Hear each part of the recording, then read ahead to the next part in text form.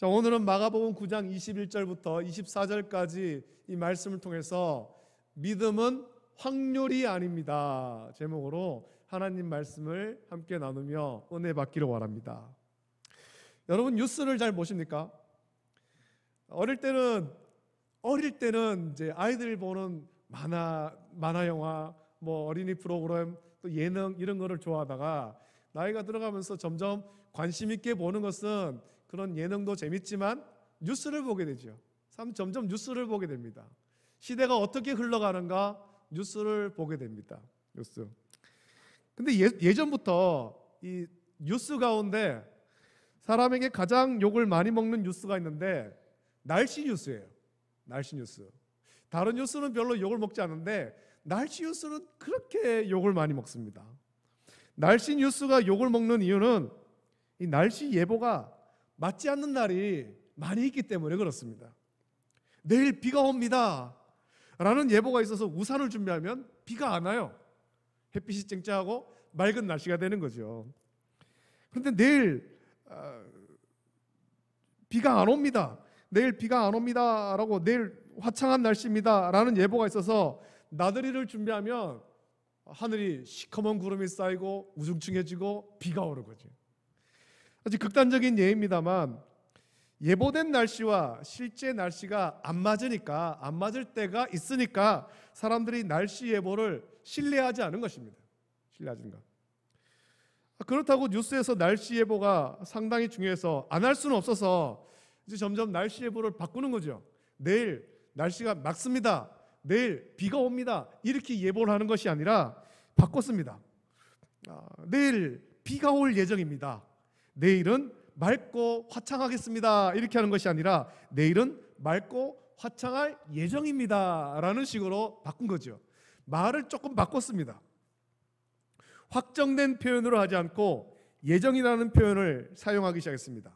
예정이라는 것은 어떻습니까? 예정은 상황에 따라서 바뀔 수 있어서 날씨 예보가 틀려도 변명거리가 생긴 거예요.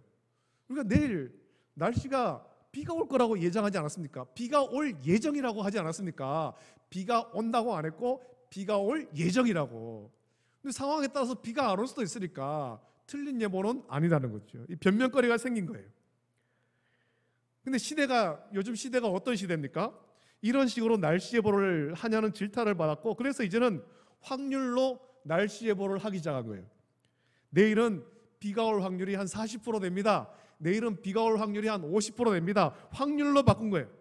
과학의 힘을 빌려서 내일은 습도가 몇 %고 구름이 어떻게 형성되며 그래서 비가 올 확률이 이만큼이라고 예보를 하기 시작한 겁니다. 비가 올 확률이 50%라는 것은 여러분 어떤 의미인지 아십니까? 비가 올 확률이 50%라는 것은 비가 올 수도 있고 안 올 수도 있다라는 거죠. 이전 예보와 달라진 것은 크게 없지만 확률로 예보하니까 날씨 예보에 대한 불만이 좀 더 많이 사라진 거죠. 왜냐하면 이 확률이니까요. 확률. 맞을 수도 있지만 틀릴 수도 있는 거예요. 비가 올 확률이 30%라고 하면 하루 24시간 가운데 30%에 해당되는 시간 동안 비가 올 수도 있다라는 겁니다. 그게 낮 동안에 우리가 활동하는 동안에 비가 올 수도 있지만 밤에 올 수도 있는 거거든요. 우리가 자는 동안에. 또 대기 중에 습도가 그만큼 될 수도 있다, 그런 의미가 되는 것입니다. 우리가 사는 이 시대는 불확실성의 시대입니다. 불확실의 시대예요. 모든 것이 명확하지 않고 불확실합니다.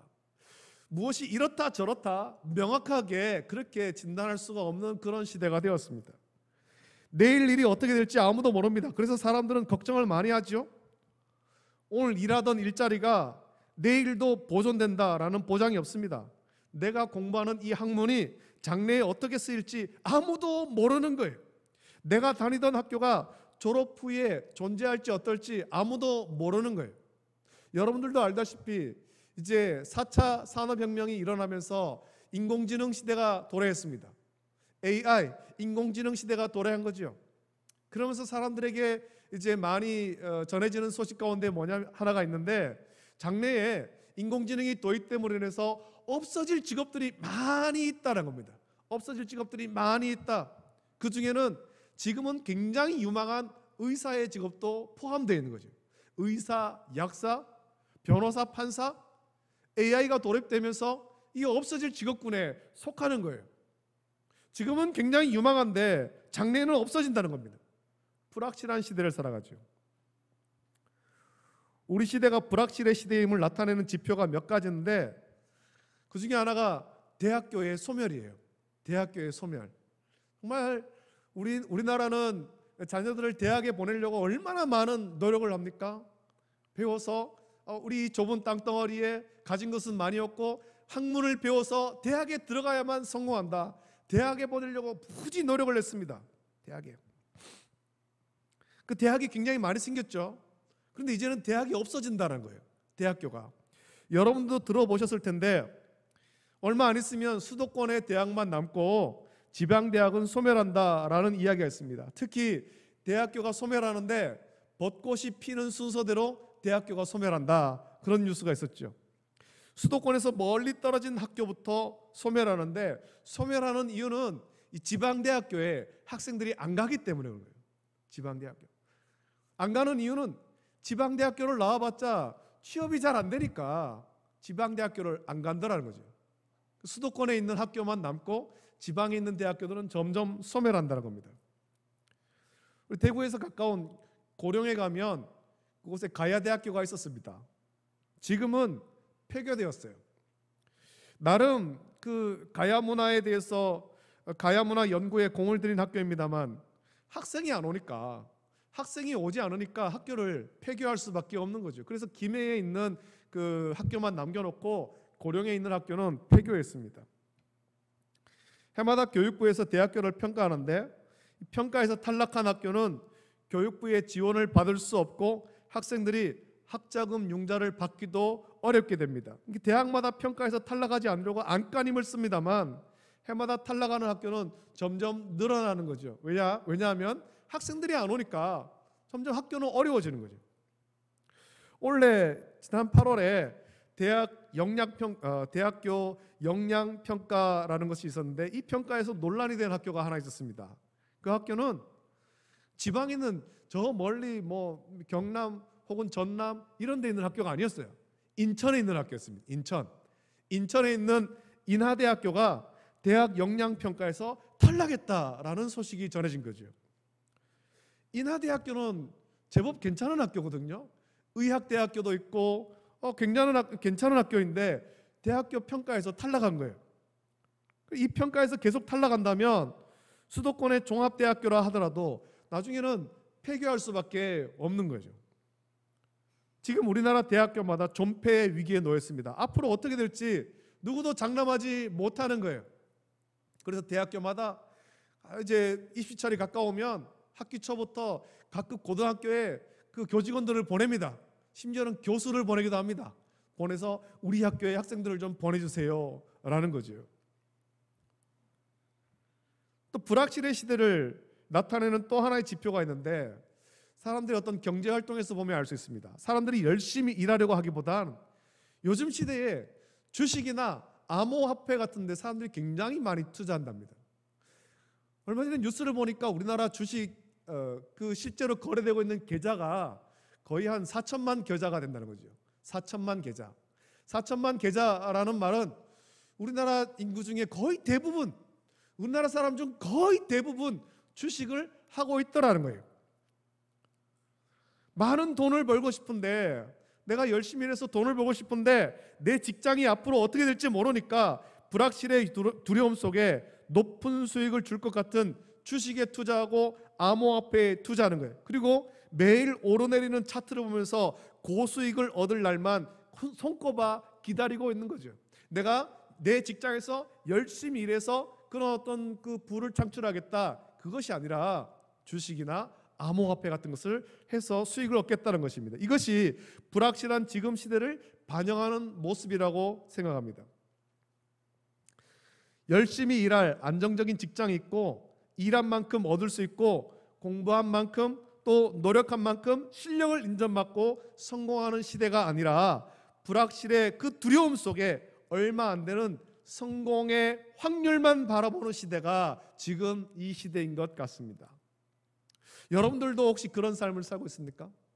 내 맡은 자리에서, 내 일터에서 최선을 다해서 열심히 일하는 것보다 이거 정말 때려치우고 나도 한번 그런 그 대박나는 거기에 한번 투자해 보겠다, 그런 마음으로 살고 있지는 않습니까? 오늘 말씀의 배경은 너무나도 잘 아는 말씀이죠. 예수님께서 변화산에 올라갔다 오는 사이에 한 사건이 있었습니다. 산 밑에서 한 사건이 있었죠.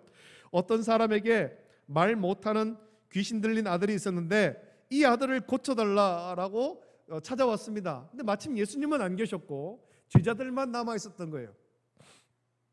거기에 9명의 제자들만 남아 있었고 그 9명의 제자들에게 이 아들을 좀 고쳐달라라고 했지만 그 제자들이 고치지를 못한 거예요. 귀신을 쫓아내지 못했습니다.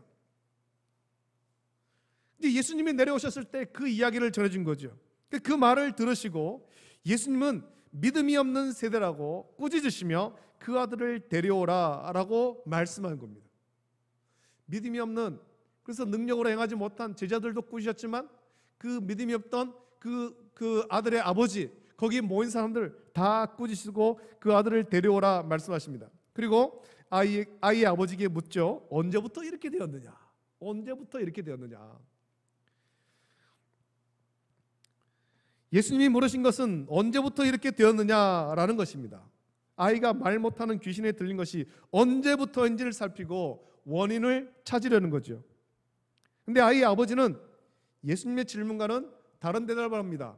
어릴 때부터라라고 대답을 합니다만 이 아이 아버지는 그 뒤에 다른 대답을 하죠. 그것이 예수님께 꾸짖받는 원인이 된 것입니다. 꾸짖음을 받는 원인이죠. 아이 아버지의 대답을 보십시오. 22절 말씀 보면 귀신이 그를 죽이려고 불과 물에 자주 던졌나이다. 그러나 무엇을 하실 수 있거든 우리를 불쌍히 여기사 도와주옵소서라고 말합니다. 아이 아버지의 대답을 보면 자기 아들을 불쌍히 여겨달라고, 긍휼히 여겨달라라고 말하는 것처럼 보입니다. 만일 아이 아버지가 정말 이 어려운 상황 가운데 주님께 긍휼을 구하는 것이라면 예수님께 꾸짖음을 받지 않았을 것입니다. 아이 아버지는 지금 긍휼을 구하고 있는 것이 아닙니다. 아이 아버지의 대답을 오늘 자세히 좀 살펴보길 원합니다. 지금 아이 아버지는 제자들의 실패를 경험했습니다. 목격한 거죠. 9명의 제자가 그 아이에게서 귀신을 내쫓으려고 아무리 애를 써도 쫓아내지 못한 실패를 목격했습니다. 절박한 심정으로 말 못하는 귀신 들린 아들을 데리고 왔지만 그곳에 예수님은 계시지 않았고 제자들만 있었던 거예요. 제자들에게 이 귀신을 좀 쫓아내 달라고 부탁했지만 쫓아내지 못한 거예요. 당신들은 예수님의 제자니 아이에게서 말 못하는 이 귀신, 어릴 때부터 이 아이를 괴롭히는 이 귀신을 좀 쫓아내 달라라고 부탁했지만 제자들은 실패했습니다. 물론 그 실패의 원인은 예수님의 책망에도 나옵니다만 믿음이 없었고 기도를 안 했기 때문이죠. 그러나 제자들의 실패를 목격한 아이 아버지는 이미 그 마음 가운데 불신이 생긴 거예요. 예수님 만났지만 예수님이 귀신을 쫓아낼 것에 대해서 확신하지 못하는 것입니다. 그리고 17절 18절 말씀 보면 아이 아버지의 불신에 가득한 말을 들을 수 있습니다. 그 말씀에 보면 이렇게 말합니다. 무리 중에 하나가 대답하되 선생님, 말 못하게 귀신 들린 내 아들을 선생님께 데려왔나이다. 귀신이 어디서든지 그를 잡으면 거꾸러져 거품을 흘리며 이를 갈며 그리고 파리해지는지라 내가 선생님의 제자들에게 내쫓아 달라 하였으나 그들이 능히 하지 못하더이다 라는 겁니다. 이 아이의 아버지의 그 대답의 결론이 무엇입니까? 부정적인 대답 아닙니까? 제자들이 못했다는 거예요. 제자들이 못했다. 당신과 함께 있는 당신의 제자들에게 내 아들을 좀 고쳐달라라고 했지만, 귀신 쫓아달라 했지만, 요청했지만 당신의 제자들은 못했다는 거예요. 이 말 속에는 당신에게 배우고 당신과 함께 있는 당신의 제자들이 귀신을 쫓아내지 못했는데 그러면 당신은 할 수 있습니까? 라는 의심의 말인 것입니다. 제자들은 못했지만 예수님은 할 수 있습니다 라는 것이 아니라 제자들도 못했는데, 당신과 함께 있는 제자들도 못했는데 당신도 못하는 건 아닙니까? 당신은 할 수 있습니까? 라는 거죠. 제자들의 실패를 목격했을 때 이 사람의 마음에 든 생각은 그동안 예수님께 고침받은 사람이 많았고 그들의 많은 이야기를 들었지만 사실은 고침받지 못한 사람도 많이 있겠구나라는 생각이죠. 누구든지 예수님께 나오면 고침받는 것이 아니라 그 중에 고침받은 사람도 있겠지만 고침을 받지 못할 수도 있겠다. 고침받지 못한 사람도 많이 있겠다라는 그런 의심의 생각이 든 것입니다. 그래서 그는 예수님께 자기 아들을 고쳐달라고 불쌍히 여겨달라고 말하지만 그의 말을 살펴보면 지금 확률에 의지하고 있는 것입니다. 예수님이 고칠 수 있거든, 한번 고칠 방법이 있거든, 고쳐주세요. 아이에게서 귀신을 지금 쫓아낼 확률이 얼마나 됩니까? 100%입니까? 아니면 50%입니까? 아니면 30%입니까? 라는 거죠. 이 아이의 아버지처럼 오늘날 신앙생활을 확률로 하는 사람들이 많이 있습니다. 확률로. 이런 사람은 자기가 기대하는 것이 충족되지 않으면 언제든지 그 교회를 떠나가는 거예요. 이 교회는 내 기대치를 100% 충족시키지 못하는구나. 이 교회는 내 기대에 50%밖에는 충족되지 않는구나. 30%밖에는 충족되지 않는구나. 여기는 안 되겠다. 100% 충족시켜주는 다른 데를 찾아가야지. 떠나가는 사람이 많다라는 것입니다. 예수님 믿으면 병 다 고침 받는다네. 받는다더니 안 낫네. 내 병이 안 낫네. 예수님 믿으면 내 모든 삶이 형통한다고 하더니 아니네. 난 여전히 고통 가운데 있네. 내 사업은 점점 더 어려워지고 있네. 예수님 믿어도 별 볼 일 없는가 보다. 이 기대가 충족되지 않으면 자기 기대를 충족시켜줄 다른 것을 찾아 떠나는 것입니다. 자기 기대를 충족시켜줄 확률이 더 높은 다른 곳으로 찾아 떠나는 거예요. 지난해 여러분 그런 뉴스를 보셨습니까? 이 지난해인가 지지난지 잘 기억이 안 나는데 갑자기 우리나라에 강아지 구충제가 귀해진 때가 있었습니다. 어떤 실험 결과에서 강아지 구충제에 들어있는 그 성분 가운데 펜벤디졸이라는 성분이 암 치료에 효과가 있다, 그런 뉴스가 나오자마자 암으로 절박한 사람들이 강아지 구충제를 막 사재기하는 거예요. 이게 우리나라에서만 아닌 것이 그런 것이 아니라 전 세계적으로 막 강아지 구충제 사재기 현상이 벌어진 거예요. 그래서 가도 구할 수가 없어요. 구할 수가. 그동안 병원에서 의사가 진료해서 적절한 치료와 수술을 했지만 만족하지 못한 사람들이 강아지 구충제를 복용한 것입니다. 내가 이거를 좀 복용해야 되겠다. 이거 복용하고 내가 암 치료를 받아야 되겠다. 암에서 좀 고침 받아야 되겠다. 그런 거죠. 그 중에 우리나라 개그맨 중에 한 명인 김진철이라는 사람이 있었습니다. 이 사람도 암에 걸려서 절박한 심정에 강아지 구충제를 복용한 것입니다. 그러면서 자기에게 나타난 변화, 어떤 효능 이런 것들을 이제 SNS로 막 다 알리기 시작한 거예요. 처음에는 강아지 구충제를 복용하니까 내 몸에 이런 변화가 나타나더라. 효과가 좀 있는 것 같다. 그렇게 SNS에 올리기 시작했는데 결국에는 낫지를 않았습니다. 병은 치료가 되지 않는 거예요. 강아지 구충제를 오랫동안 복용하고 그가 한 말은 다른 암 환자에게는 절대로 강아지 구충제를 추천하지 않겠다라는 것입니다. 그냥 의사의 치료를 잘 받으라. 의사가 시키는 대로 잘 치료를 받고 좋은 곳에서 좋은 환경 속에서 좋은 음식 먹으며 건강을 회복하는 것이 낫겠다라는 거죠. 이유가 뭔지 아십니까? 이 펜벤디졸, 강아지 구충제에 들어있는 이 펜벤디졸이라는 성분은 이미 암 치료에 사용된 약물이거든요. 의사가 처방해서 내리는 그 암 치료의 약물 속에 이미 그게 다 포함되어 있는 거예요. 포함되어 있는 거.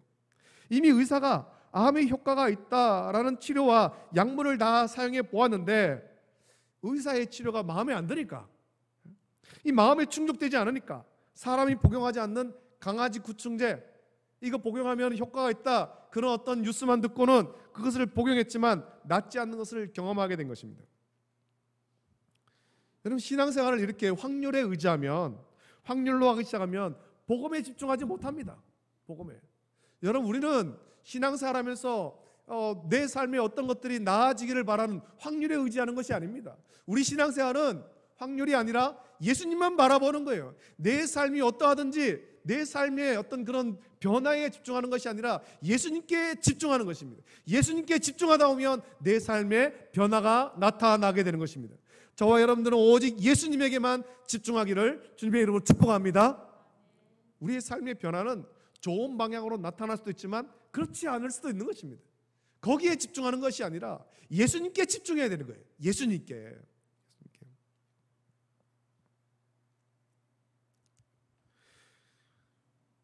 예수님께 집중하지 못하고 자기 기대가 그러면은 자기 기대를 충족시켜줄 다른 것을 찾아 떠나게 되는 것입니다.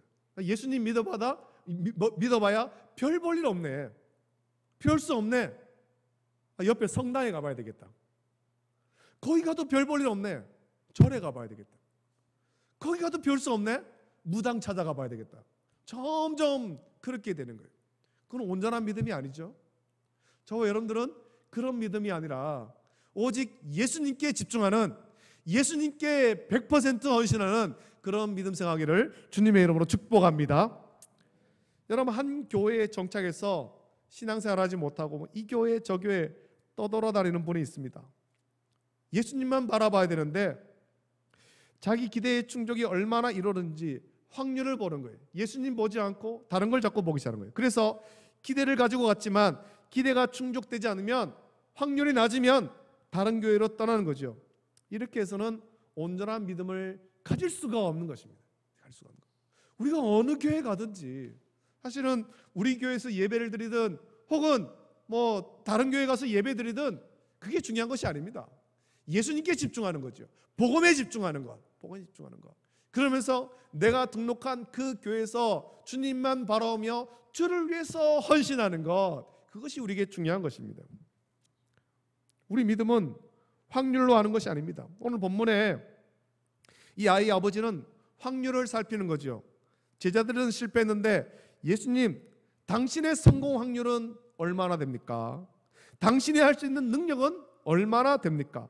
당신의 능력이 내 기대를 충족시킬 수 있습니까? 어디 한번 해보세요 라는 거죠. 여러분, 이런 마음으로는 어떤 예수님의 능력도 체험할 수가 없는 거예요. 왜냐하면 확률을 살핀다라는 것은 실패를 예상한다라는 의미가 포함되어 있기 때문입니다.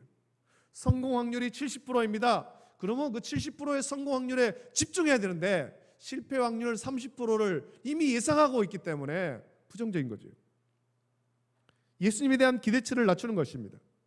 예수님, 당신이 실패해도, 당신이 내 아들에게서 귀신을 쫓아내지 못해도 뭐 실망하지 않겠다. 어차피 나는 당신에게 그렇게 많은 기대를 하지 않았다라는 것입니다. 예수님에 대한 기대치를 낮추는 거죠. 예수님을 믿고 교회를 다니고 하나님 말씀을 들으며 우리는 기대치를 높여야 되는 것입니다. 우리가 가져야 될 기대치는 구원에 대한 확신인 거죠. 내가 예수님 믿음으로 죄에서 구원받았다라는 이 기대치인 것입니다. 내가 예수님 믿음으로 하나님의 자녀가 되었다라는 확신인 것입니다. 여러분, 우리 신앙은 확률로 하는 것이 아니라 확신으로 하는 것입니다. 예수님이 제자들은 실패했지만 당신은 내 아들에게서 귀신을 쫓아낼 줄을 믿습니다. 예수님, 당신은 나와 내 아들을 구원할 줄을 믿습니다. 예수님, 당신이 나의 삶을 회복시켜 줄 줄 믿습니다. 100% 확신합니다. 여러분, 이것이 저와 여러분들이 가져야 될 믿음의 확신인 줄 믿습니다. 이 믿음 갖기를 주님의 이름으로 축복합니다. 한 80%는 예수님 믿고 20%는 세상을 의지해서 사는 것은 온전한 믿음이 아니죠. 온전한 믿음이란 100% 예수님 믿는 것입니다. 100%. 어떤 유혹이 와도, 어떤 환난과 핍박이 와도 흔들리지 않는 믿음, 이것이 100% 순결한 믿음인 것입니다. 우리는 이런 믿음을 확신이라고 부르는 거예요. 예수님께서 아이 아버지를 꾸짖은 것은 그런 이유에서죠. 지금 이 아이 아버지가 100% 예수님을 확신하지 않기 때문에 그런 거예요. 뭐 고칠 수도 있겠지만 못 고칠 수도 있다. 그래서 이 믿음 없음에 대해서 예수님께서 책망한 것 아닙니까? 그래서 예수님은 책망하지 않습니까? 할 수 있거든이 무슨 말이냐? 믿는 자에게는 능히 하지 못할 일이 없느니라. 아멘. 아멘. 여러분 이 말씀 믿습니까? 이 말씀 믿고 나가는 저와 여러분 되기를 예수님의 이름으로 축복합니다. 오늘 저와 여러분에게도 예수님은 똑같이 말씀하는 거예요. 할 수 있거든이 무슨 말이냐? 믿는 자에게는 능히 하지 못할 일이 없느니라. 예수님 말씀하죠. 100%의 믿음, 조금도 의심하지 않고 조금도 세상과 타협하지 않는 100% 순결한 믿음, 이 믿음이 있으면 능히 하지 못할 일이 없다. 예수님 말씀하신 거예요. 여러분 이 말씀 묵상하시면서 오늘 저와 여러분들의 믿음의 순도를 한번 측정해 보십시오. 저와 여러분들의 믿음의 순도는 얼마나 됩니까? 100% 순결한 믿음을 가지십시오. 예수님을 나의 구주로 확신하는 저와 여러분들에게 원합니다. 예수님에게 능치 못할 일이 없고 예수님 믿는 나에게도 능치 못할 일이 없음을 100% 확신하며 세상 가운데 승리하는 저와 여러분 되기를 예수님의 이름으로 축복합니다. 예수님을 믿지만 그래도 세상의 확률을 조금 섞어야 하지 않느냐라고 여러분 그렇게 생각하지 마세요. 불순물이 섞인 금은 가치가 떨어지듯이 우리 믿음이 100% 확신이 아니면 예수님께 칭찬받을 수 없습니다. 오늘 우리가 사는 시대는 불확실의 시대입니다. 모든 것이 불확실하지만 확실한 것 하나가 있습니다. 그것은 예수님이 나의 구주라는 것과 예수님의 말씀대로 100% 믿는 자에게는 능히 하지 못할 일이 없다라는 거예요. 왜냐하면 전능하신 하나님께서 우리에게 은혜를 주시기 때문에 그렇습니다. 확률의 신앙이 아니라 100% 확신하는 믿음으로 굳게 서기를 결단하는 우리 모든 성도 되기를 예수님의 이름으로 축복합니다. 우리 이 말씀을 묵상하시면서 오늘 같이 찬양을 같이 부르기를 원합니다. 우리 아까 예배 전에 우리 찬양을 불렀습니다만 할 수 있다 하시니 나의 능력 주 하나님, 믿음만이 능력이라 하시네. 100% 확신으로 승리하기를 결단하면서 이 찬양 같이 부르고 우리 함께 기도하겠습니다. 우리 손뼉을 치면서 힘차게 찬송 부릅니다.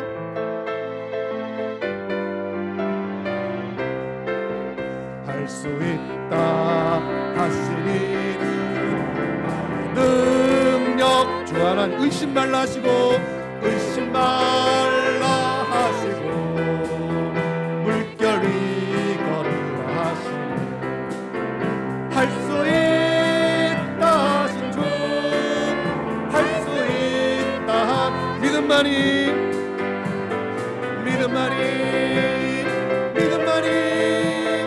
능력이라 하시네. 믿음만이 능력이라 하시 할 수 있다 하시니는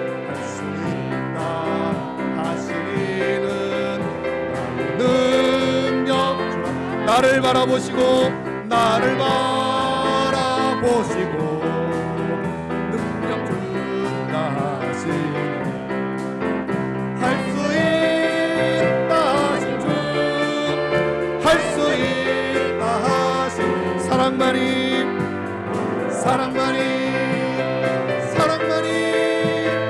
능력이라 하시니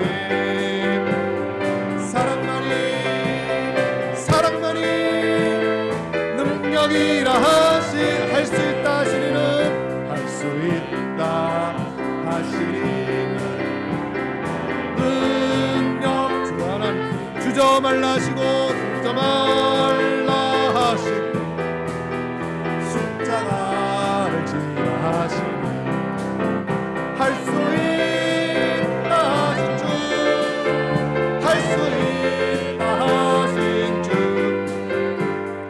희생만이 능력이라 하시네.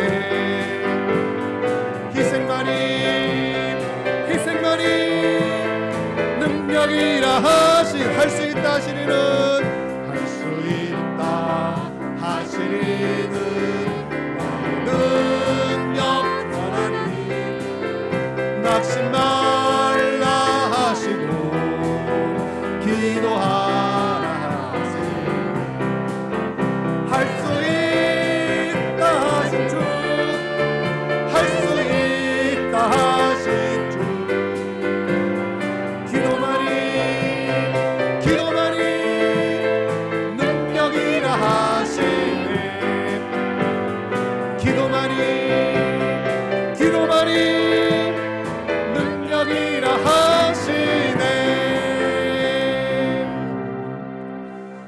함께 기도하겠습니다. 우리 말씀을 묵상하시면서 같이 기도할 때 하나님, 확률의 신앙이 아니라 확신으로 살기를 원합니다. 예수님이 나의 구주이심을, 예수님이 모든 것을 할 수 있음을, 예수님 믿는 나에게도 또 기도함으로 모든 것을 할 수 있음을 확신하며 이 약한 세상 가운데 확신의 믿음으로 살아갈 수 있도록 은혜를 베풀어 주시옵소서. 세상과 타협하며 한 80% 믿고 20% 세상과 타협하는 그런 믿음이 아니라 온전히 100% 예수님만 믿는 확신의 믿음, 그리고 기도하면서 승리하는 믿음 될 수 있도록 은혜 달라고, 우리 내 삶 가운데 은혜를 달라고, 가정의 은혜를 달라고, 우리 이 땅과 이 나라 민족의 은혜를 허락해 달라고 우리 시간에 합심하여서 함께 기도하겠습니다. 거룩하신 아버지 하나님, 감사합니다. 아버지 하나님, 오늘도 거룩한 주일 우리 허락하여 주시고 주 앞에 나와서 예배드릴 수 있도록 은혜 주심을 감사함을 드립니다. 오늘 아버지 하나님, 불확실의 시대를 살아갑니다. 모든 것이 불확실합니다. 그래서 아버지 하나님, 사람들은 한 군데에 아버지 하나님 몰입하는 것이 아니라 여러 군데 아버지 하나님이 안전자산으로 걸치려고 합니다. 아버지 하나님, 확률로 살아갑니다. 아버지 하나님, 우리도 그렇게 확률로 살아가고 있지 않습니까? 우리의 신앙이 확률로 살아가고 있지 않습니까? 예수님만 의지하는 것이 아니라 세상도 조금 의지하고 사람도 의지하고 아버지 하나님, 그냥 자신의 능력도 좀 의지하면서 그렇게 살아가고 있지 않습니까? 아버지 하나님, 확률의 신앙이 아니라 확신으로 살아갈 수 있도록 은혜 베풀어 주시옵소서. 이 약한 사람 가운데 예수님만 온전히 믿음으로, 예수님만 온전히 바라봄으로 말미암아 예수님의 능력을 덧입고 기도하여서 승리하며 살아가는 우리 모든 성도를 쓰도록 은혜 베풀어 주시옵소서. 확률로 아버지의 세상과 타협하며 사는 것이 아니라 100% 승리하는 믿음으로 주님만 바라보며 승리하는 삶을 살도록 은혜 내려 주시기를 간절히옵나이다. 아버지 하나님의 삶이 어떠하든지, 아버지 내 주변의 삶이 어떠하든지, 아버지 하나님 거기 흔들리는 것이 아니라 우리는 오직 주님만을 바라보며 확신으로 살아갈수록 복내려 주시고 은혜를 넘겨 주시옵소서. 아버지 하나님, 땅 가운데 아버지 하나님 아주 혼란하고 아버지 하나님 미래를 할 수 없는, 장래를 할 수 없는, 내일을 할 수 없는 그런 불확실한 시대를 살아갑니다. 나라가 혼탁하고 아버지 하나님 불확실합니다. 이때 아버지 하나님 두려워하는 것이 아니라 100% 예수님 믿으며 확신으로 아버지 하나님 믿음으로 아버지 하나님 살아갈 수 있도록 복내려 주시기를 간절히 소원합니다. 감사합니다. 예수님 나옵나이다. 좋으신 아버지 하나님, 은혜를 감사합니다. 거룩하고 복되고 영광스러운 주를 우리 허락하시고 주의 전에 모여서 함께 예배드릴 수 있는 귀한 은혜 주심을 감사함을 드립니다. 아버지 하나님, 아직까지도 온 교회마다 모든 성도가 온전히 모여서 한자리에 모여서 예배를 드리지 못하고 덜어는 예배당에서, 덜어는 온라인으로 아직까지 예배를 드리고 있습니다. 아버지 하나님, 이런 불확실한 시대를 살아가면서 믿음이 흔들린 자가 많고 세상과 타협하는 그런 자들도 많이 있습니다. 아버지 하나님, 믿음을 버리고 세상으로 가는 자들도 많은 이때 주여, 우리는 확률이 아니라 확신으로 살아갈 수 있도록 은혜를 주시기를 원합니다. 이 불확실한 시대에 오직 예수님만 믿고 기도하고 승리하며 흔들리지 않는 확신으로 살아갈 수 있도록 복내려 주시옵소서. 감사를 드립니다. 이제는 우리 주 예수 그리스도의 은혜와 하나님 아버지의 만극하신 사랑하심과 성령님의 감화 역사 교통하심이 오직 예수님만 믿고 예수님만 바라보고 예수님 말씀에만 기울이며 이 불확실한 시대에 흔들리지 않는 확신의 믿음으로 승리하며 살아가기를 결단한 우리 모든 성도들 위해 영원토록 함께 있을지어다. 아멘.